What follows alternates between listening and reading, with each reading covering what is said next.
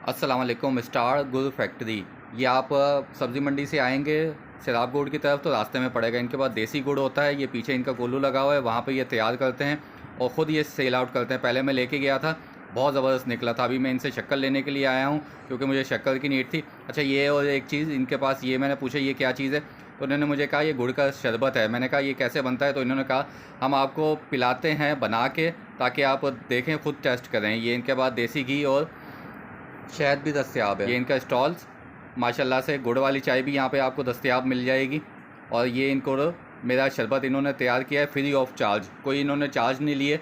ये मैं ट्राई करके बताता हूँ फिर। माशाल्लाह से बहुत ज़बरदस्त। पहले गुड़ लेते ही मेरे दिल से यही आवाज़ आई, बहुत आला।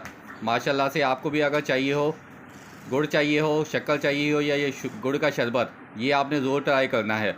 मुझे बहुत पसंद आया, आप भी ज़रूर ट्राई करिएगा।